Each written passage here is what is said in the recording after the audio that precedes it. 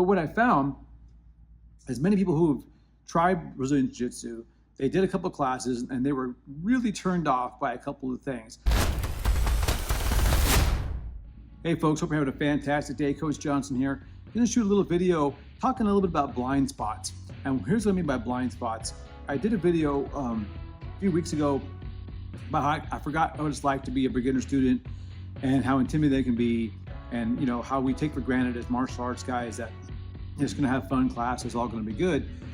And in a similar vein, I talk to people, of course, all the time about self-defense. When I'm out and about, people ask, what I do. I said, well, one of the things I do, I'm a self-defense instructor. Like, oh yeah, I tried that, or I've been wanting to do that.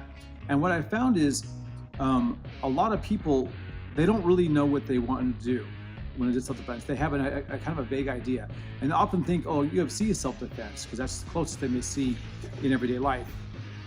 And anybody who's done a martial arts for real knows that UFC is a vague approximation of self-defense, but it's very, very dissimilar. And what that leads me to is I've talked to a lot of folks who have tried Brazilian Jiu-Jitsu. Now, the caveat here is I've been doing Brazilian Jiu-Jitsu since the mid-90s. I love it. I think it's an amazing discipline, tremendous things to be learned. I incorporate a ton of it in my training with my students. And Krav Maga, the style that I primarily teach, it has Brazilian Jiu-Jitsu concepts and techniques in the curriculum. That's just the way it is. So if you get into anything on the ground where it involves grappling, whether it's clinch work or escapes from headlocks and whatnot, Jiu-Jitsu is probably a big part of that equation. But what I found is many people who've tried Brazilian Jiu-Jitsu, they did a couple of classes and they were really turned off by a couple of things. And it's nothing to do with the art.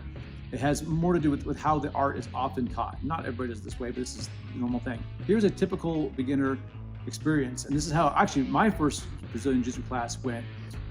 Is you show up for class, maybe you get a gi, or it depends on the school. When I started, it was all gi. There was no gi option. It was very strictly enforced. You either borrow one or you had one already.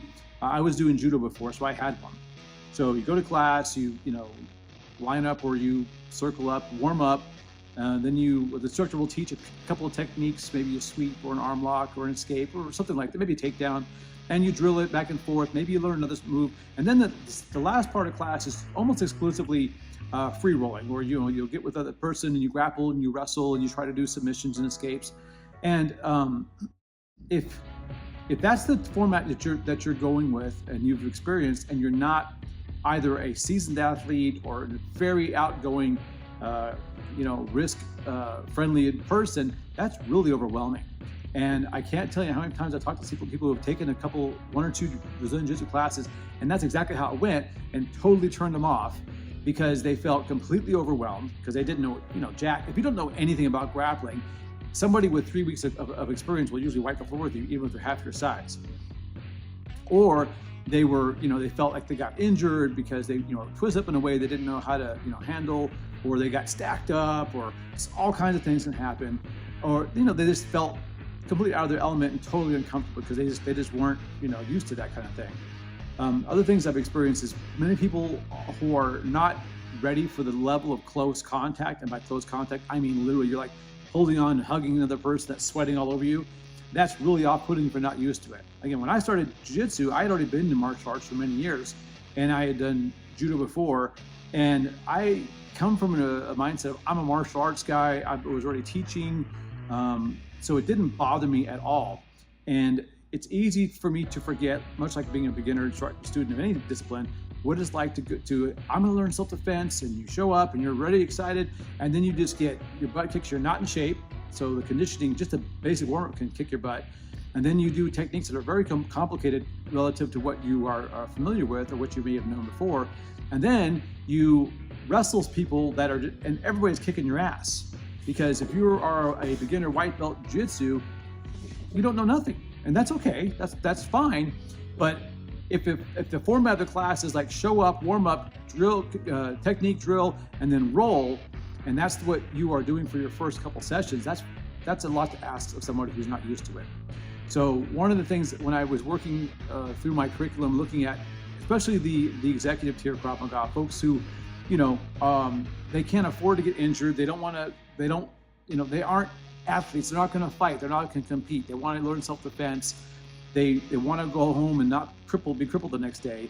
Is the level of close contact, I'm like grappling and wrestling and takedowns and exertion in the beginning needs to be moderated so that people come back for more sessions. And again, over the years, I've talked to so many people who have tried jiu-jitsu. They gave it a shot. They wanted to be, they wanted to have self-defense skill, but they were so turned off by the incredible overwhelmingness of it. Overwhelmingness, is that a word? No, I guess it is. That they just didn't never go back. And unfortunately, they often then associate self-defense training with that experience. Just as if someone went to a Krav Maga class for the first time and they were doing like leg kicks and sweeps, and you were just getting bruised up the whole time. You're like, wow, I don't want to pay for this.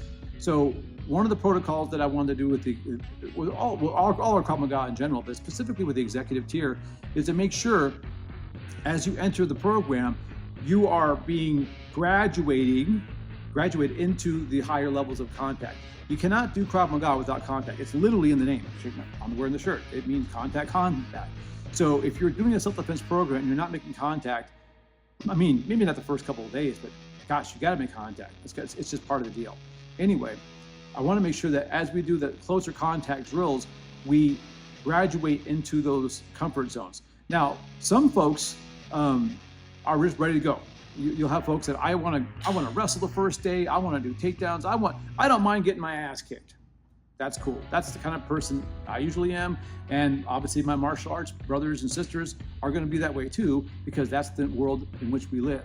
So it's important to understand that when I put together the programs, whether it's our training, regular training, or it's the executive tier, it's designed to be something that the everyday person can get into and then gradually build up their strength, conditioning, tolerance, skill set, etc. So something to think about, guys. I hope you do, having a great time. Whatever your training you're doing, just do something. Jiu-jitsu is great. I'm never stopping it. Whenever I'm not injured enough, I train. I love it. Been doing it for well over 30 years now. Totally recommend it. But it's important to understand that not everybody wants to be tossed into a class with a dude in sweaty robes and wrestle on the floor for half an hour. All right, you guys take care.